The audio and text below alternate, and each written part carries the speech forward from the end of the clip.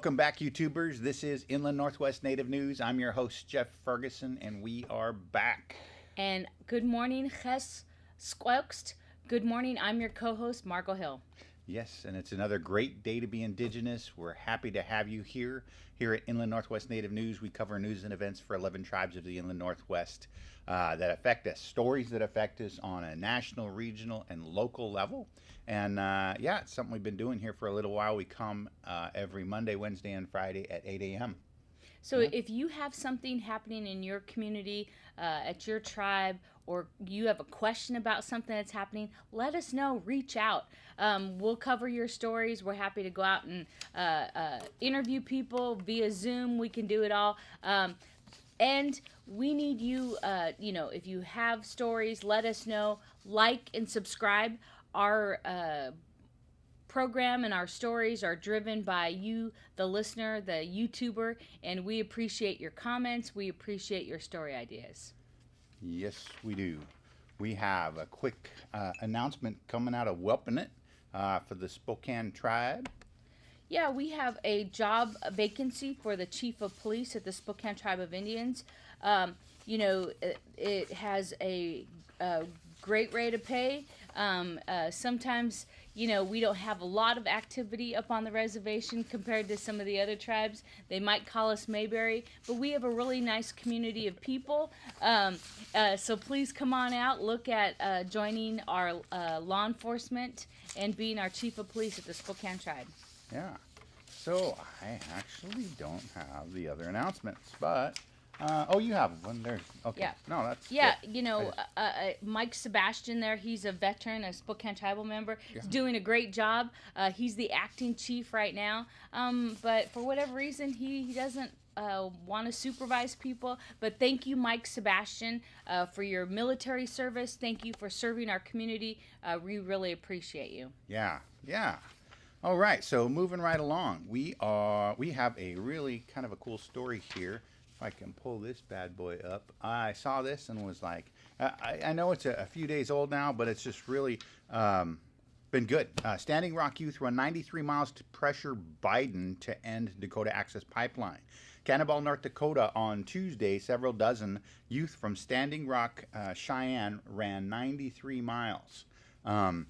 They ran from Timber Lake, South Dakota to Cannonball River, North Dakota, adjacent to the Ocheti camp located just beyond the Standing Rock Indian Reservation in sub-zero temperatures to continue to put pressure on President Joe Biden to end the Dakota Access Pipeline.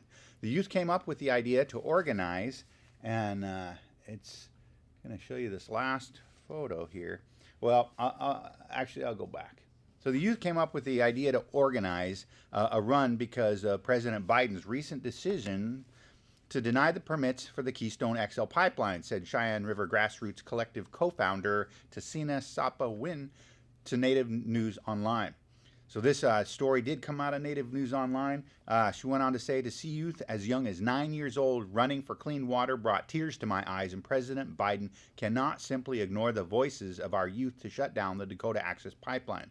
After the U.S. Army Corps of Engineers approved the permits for Dakota Access Pipeline in 2016 without a comprehensive environmental review, a group of Lakota and Dakota youth organized a run from the Cannonball River in Cannonball to the district office of the United States Army Corps of Engineers in Omaha, Nebraska, more than 500 miles away. Yeah. That's crazy.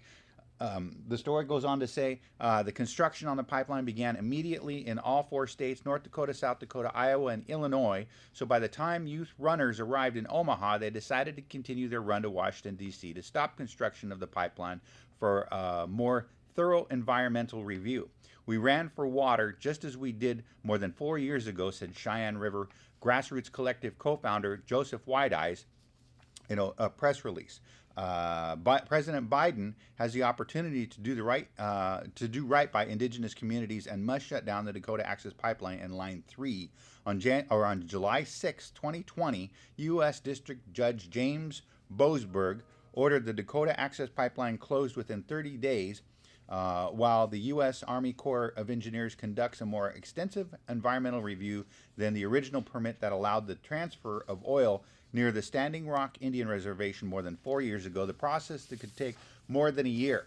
However, on August 6, 2020, the U.S. Court of Appeals for the District of Columbia Circuit sided with pipeline owner Energy Transfer to keep the oil flowing, saying a lower court judge did not make the findings necessary for injunctive relief. The pipeline holds about 5 million barrels of oil when full, $3.8 billion worth. 1,172-mile pipeline crosses beneath the Missouri River just north of Standing Rock Indian Reservation, where the tribe draws its water from. The Standing Rock Sioux tribe has concerns about the pollution. The company, meanwhile, maintains the line is safe.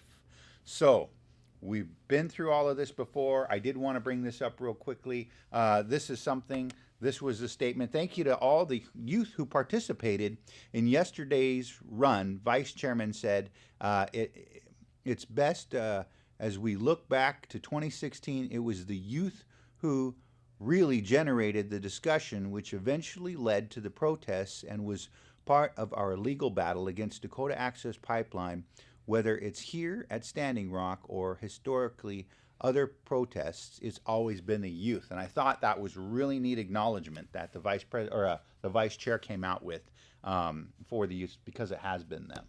Yeah, Jeff, you were actually at Standing Rock, and you spent some time there. And God, can you imagine? It's already been 4 years ago. But I think that original movement, as the story indicated, started with youth. Taking action. Yeah. And wow, how powerful it is. We ran for the water. It has been. They were running then, and that's really how they started getting momentum with their movement. When I was there in September of 2016, I was happy to be able to go out and interview about 32 interviews I got, and one of them was with one of the founding youth. And here, I was so inspired. We have a youth, about a half dozen of them, that started trying to raise awareness that were not from Standing Rock. They were from Pine Ridge. And so when they saw this injustice on their neighboring reservation, then they said, we want to do something about this. And the analogy that I use, because if you look at the numbers, in approximately 9 months, the average length of a school year, you had half a dozen Indian kids that were able to snowball their efforts to the point that the city of Seattle announced it would divest $1 billion from Wells Fargo. That's huge. And if you think about that, I think a lot of the momentum that carried over from Standing Rock went into George Floyd and went into a lot of these other movements that were out and around. People realized that, this is a way for us to be heard all over again, like they did in the 60s. And I think it was a really phenomenal thing. The fact that we're back here again at the table, going with Biden, trying to get Biden to shut it down, I think is really, it's kind of cool. It's all about the water. It's all about future generations, and to see these youth.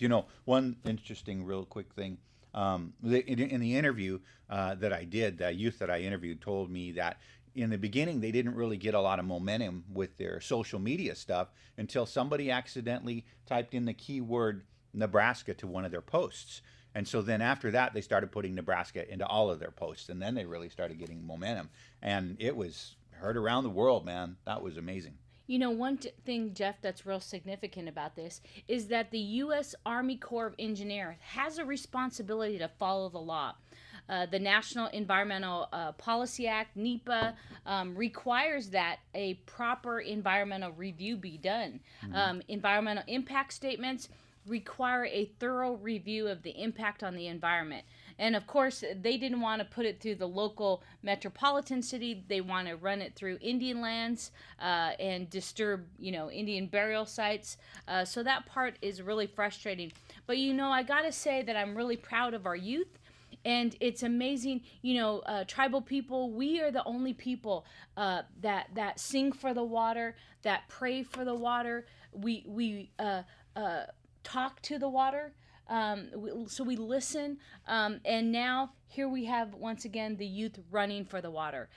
So we are fighting for clean water, and I really appreciate about our tribal people. Yeah, and I think, more people would start to think along that lines if they really were forced to be part of that. If we had people that were actually drinking that water from the Missouri River. I know here in Spokane, it wasn't The Spokane River was undrinkable after we had the development here, but hasn't been drinkable since I think we figured 1878, which was quite a while ago. But if we had people that drank from that water all the time, I know that you had met with some tribal elders, or I know you have a story about that. Can you tell us a little bit about that?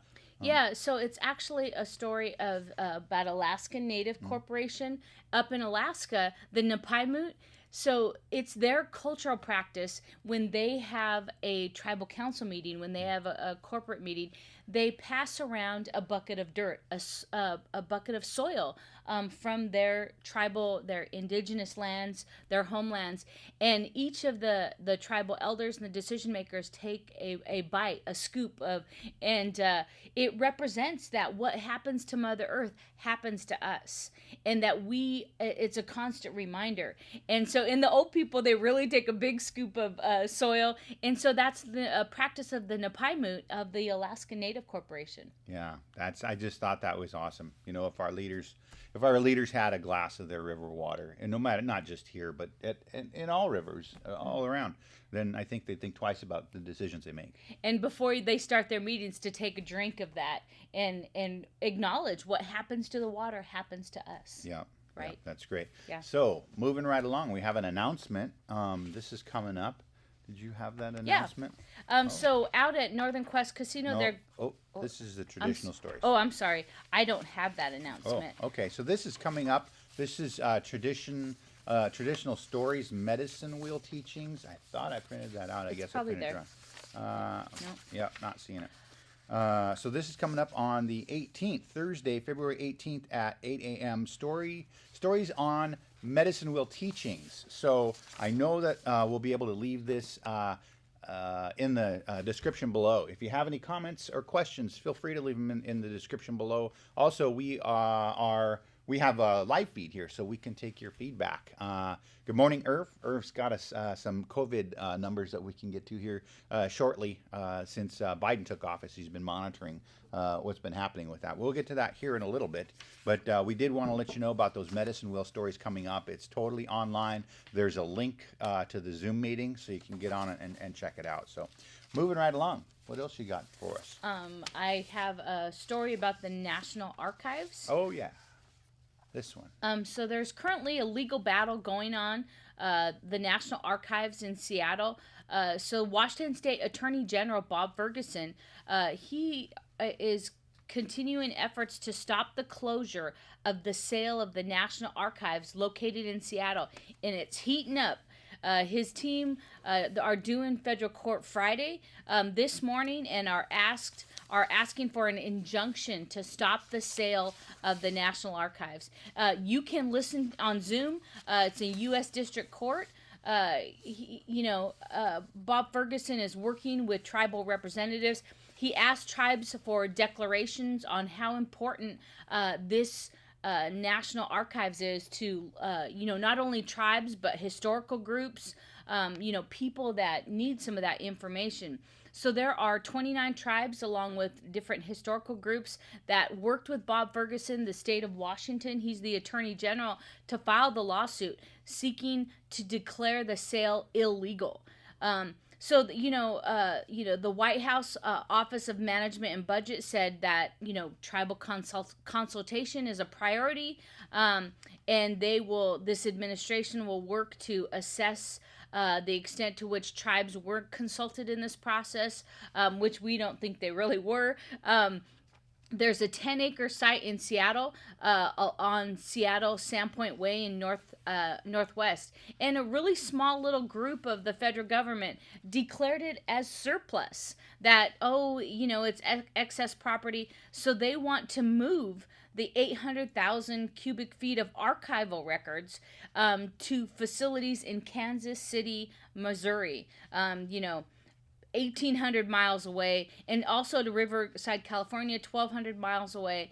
Those archives hold millions of boxes of documents, and only a tiny fraction of them are digitally archived. So, it's a deficit for the tribe. We have a lot of research that we do. The 272 tribes of Washington, Alaska, Oregon, Idaho, These are all federal records that were generated here in the Pacific Northwest regarding military, land, court issues, tax, census, all these documents. This whole collection, there's original files related to the Chinese Exclusion Act of 1882. So this was kind of a surprise announcement. But it's a 5-person public buildings reform board that made this decision to designate this land as surplus.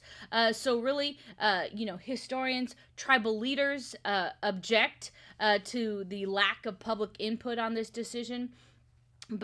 Because a lot of important records, tribal litigation still goes on right up to the Supreme Court. So these are important records. Yeah, that's, I noticed in this article, it's kind of an extensive one, and it goes on to state in here a few things that were kind of interesting, I thought. It said, as a board member, Angela Stiles said in January 2020, the board was not required by statute to seek public input first. Wow. Millions of boxes of records, and they don't have to have public input. That's kind of crazy. This article also goes on to say, after waiting over 8 months to file this action, plaintiffs have invented a faux emergency as an excuse to what is that word? Preempt. Where are you at? Preempt. Preemptory. Preemptorily. Yeah. Preemptorily seek preliminary injunction, he said. This was Brian Knips, an assistant for U.S. Attorney in Seattle. The brief includes a declaration from the National Archives engineer who said that bringing the current Sandpoint facility up to standard would cost from $52 to $71 million and $90 million to $92 to build a new facility in the Seattle area. Such funding, he said, is simply not available in the foreseeable future. And Bob Ferguson, shout out to Bob. Bob Ferguson says his office replies, if the facility is in need of repair in the long term, it should be repaired, but there's no indication that the records are safe or aren't safe there now. In fact, the National Archives and Records Administration has said that after the sale, it plans to lease the property back and keep the records there for 3 more years. So they're not in any danger where they're at. Right. They just declared this surplus. Wow. So I want kudos to Seattle Times. I know they've been keeping up with this, and kudos to Bob Ferguson and his crew for trying to fight to keep our records here so we don't have to go all the way to California. It's a long ways. Yeah, people don't realize, but, tribal attorneys, historians, academics, professors, they're all doing research.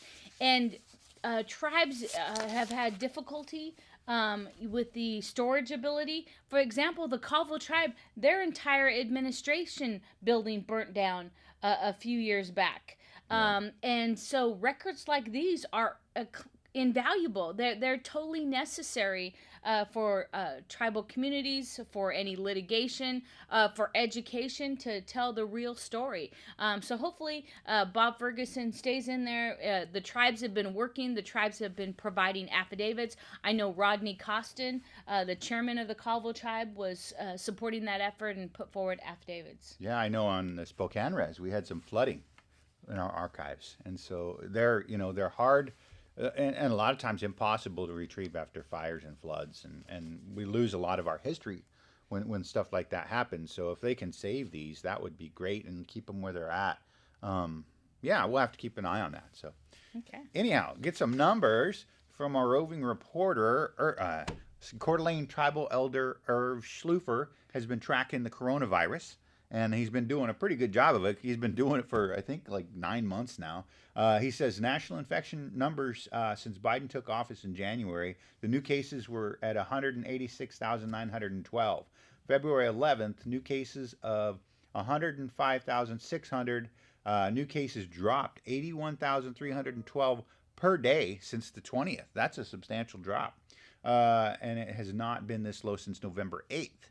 So it sounds like we're kind of headed in a better direction. That's really good. I'm happy to hear that. And kudos to Irv for keeping us updated on that. And we also have another, weren't really going to go too much into this, but and I saw this, and Margo saw this, and I saw two different things, and so I didn't really want to dig too much into it. We didn't want to go back into all things COVID, but as you probably have already heard here in the Spokane area and in this region, Eastern Washington, we're going to phase 2. But it said we had 2 articles. One said as of the 14th, and one said as of the 15th, and we weren't really sure. But the bottom line is we're moving into phase 2, 14th, 15th, 16th, somewhere around there. Who knows? We'll get there, and we're moving along. I know I saw some more articles about how well Indian country is distributing through the vaccinations, and I thought that was just awesome. Indian people stepping up to help preserve our culture, our elders, our heritage, our teachers, our frontline workers, and knocking it out of the park. I know they've had lots of problems here with the big vaccination down at the arena. They were trying to do it down at the arena parking lot and had some complications down there. So yeah, Jeff, all things considered, Indian country has had a rough time with the Navajo Nation. I sat in on an Indian Health Service webinar yesterday with the American Indian Museum of Arts in Washington, D.C. Mm-hmm. They hosted a webinar and highlighted the Navajo Nation. Mm-hmm. They've lost over 1,000 members. With huge numbers. Of course, they're a very large tribe. And then they also highlighted the Great Lakes area. Tribal leaders are working hard across the nation to provide resources to their people. For American Indians, the COVID virus is more deadly once we're hospitalized than any other race. We have higher rates and it's more deadly for our people that are hospitalized. But our leaders are working hard across the inland Northwest, across the United States. So, prayers for our tribal leaders, our IHS employees, all of our frontline folks. Yeah, and that kind of brings up a couple things. One of the debates is why are casinos still allowed to operate, and because they fund they fund so many different programs for Indian tribes. A lot of tribes declare them as essential businesses to keep all of this money going into healthcare and going into different programs like treatment and mm-hmm. social work and all education, all these different things. So that's why a lot of them have been able to stay open. So I explained that to one of my students, I think just yesterday or the day before. So tribal communities, we don't have a tax base like our non-native communities, our city, our county. They assess taxes consistently and fill up coffers, so they have money and resources to pay for essential needs and resources. We don't have that in the tribal communities. We don't have a tax coffer. A lot of our people live under the poverty line, and so we don't tax our membership the same way. So we rely on our economic enterprises, whether it's Spoko Fuels or their enterprises, or our casinos. Mm-hmm. That's what pays for our healthcare and health and human services. So, hopefully, we can do everything to keep customers safe. But understand that's how we're funding our elders programs. That's how we're funding our healthcare in many cases. Yeah, so we actually got the opportunity to listen in on a really interesting story from Native American Calling, that podcast. Were you able to listen to some of that? The one on the COVID? Or yeah. Which, yeah. It was talking about the different tribes and their reactions across the country, how they're working on that. And again, we have both formal systems and informal systems of supporting our tribal communities. Right here in Spokane, we have river warriors that were delivering. This morning, they were delivering cleaning supplies out to 5 elders out in Nispelem and Keller and across the Colville Indian Reservation. Yeah. Shout out to the River Warriors. Very cool. So I know in that podcast, I heard it live. It wasn't quite a podcast when I first heard it. They talked about how, especially in California, how Native communities don't have these massive hospitals. that they do like in Los Angeles, where all these people can go and they have ventilators and they have all these different things. There's a lot higher population, of course, in Los Angeles, but so many Native communities and people, they were saying Indian people are afraid to go in and go into community hospitals and public hospitals because they're not sure who's going to pay for it. That was part of it. And then also having to go in and get referrals to go in and try to get treatment. And they're afraid that they either were going to get turned down or the referrals weren't going to get accepted when they went into. So there was that part of it. But, you know, despite that, I think our response has been really good in Indian country. So yeah, some of the urban Indian folks that live in California have to drive over an hour to get to a clinic, and they do that on a regular basis. And you know, the slots and the appointments times are just few and far between sometimes. Yeah. So kudos to Indian country, doing a good job on COVID, and yeah, the numbers are coming down. Thanks for keeping us updated, Irv. Moving right along, we have a announcement. Would you like to do this announcement?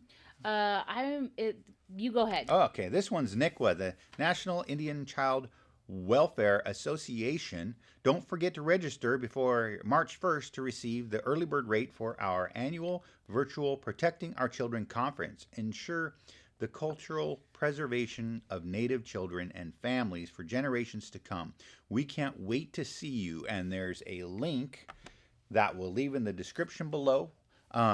NICWA, it's so important. Over the last few years, we've had threats to budget cuts, and I know those guys have been fighting for a long time. As you know, my mom was a social worker and worked with the National Indian Child Welfare Act, and just loved the work that she did. She loved to be able to protect little Indian kids and go and make sure they had warm beds and clean clothes and food on the table and all that stuff.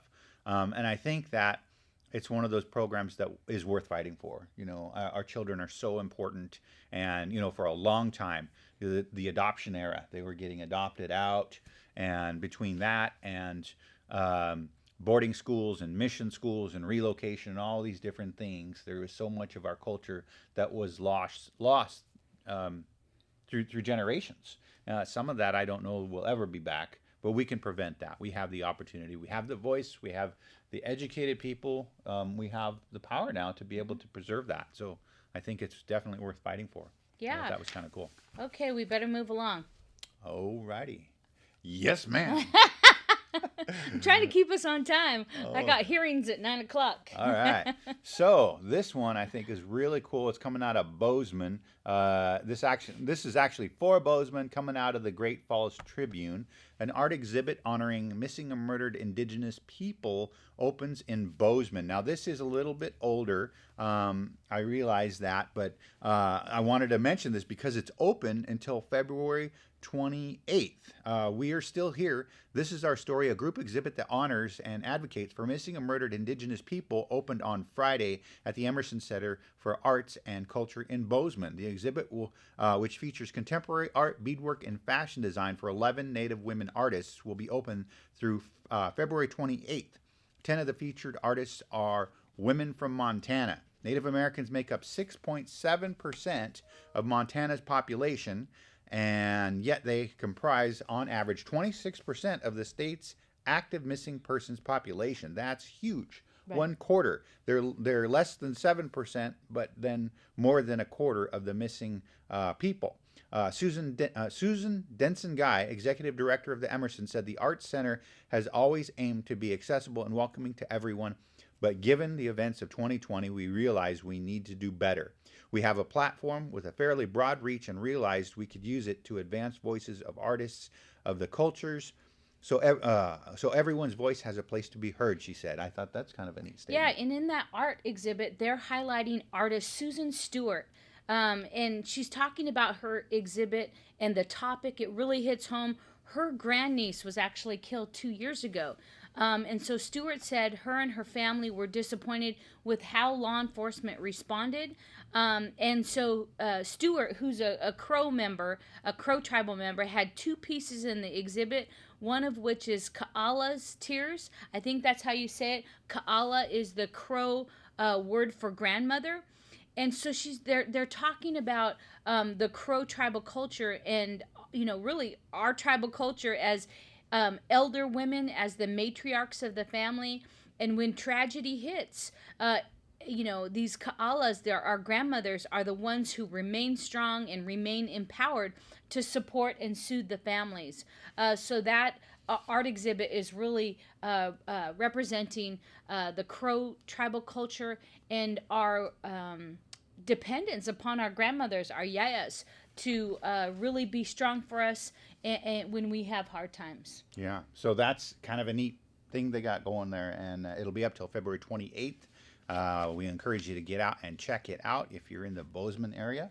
I wish we could make it over there. I don't know. I don't know. Maybe next weekend or something. Yep, let's a road trip. Have to check out the hours on that. So that brings us to our Sweetheart Arts and Crafts Plus sale at Northern Quest this Saturday through Monday, 10 a.m. to 8 p.m. That's the February 13th to the 15th out at Northern Quest. They're doing arts and crafts, so beadwork and paintings, and Bob Charlo might be out there with some photography. You could get your honey something for Valentine's. So before we wrap up, please go support Native artists. Buy Native. We buy Native. We go out there for the Christmas art show, and there's amazing paintings and beadwork, and support your local artists. I do also want to give a birthday shout out, Jeff, if I could. Murphy Wildshoe, Matilda Wildshoe. She's Coeur d'Alene, Spokane. I grew up with her and her mom. She went to Wuppernet. She's on the Coeur d'Alene reservation. Murphy Wildshoe is the daughter of Mr. Verlin Wildshoe, one of the last tough Indians standing. He used to play stick game with my mom, and they would get to the stick game, and she would get somebody to go get him in the tournament, and somebody else would be getting the beverages. Someone else would be, getting the bone, all those kind of things. So shout out to Murphy Wildshoe. Also, I want to wish a happy birthday to Ronnie Andrew. He's a sober Spokane Indian, the single dad raising his kid, recently joined the powwow circle. And lastly, Deej Williams. She's a Colville Indian woman, beautiful OMAC representative. When I was young in tribal royalty, we used to hit the powwow circuit. She was Miss Colville Tribe. So happy birthday to Deej as well. Nice. So we have a final word for you today. We found this was kind of interesting. The word for today is traditionalicious.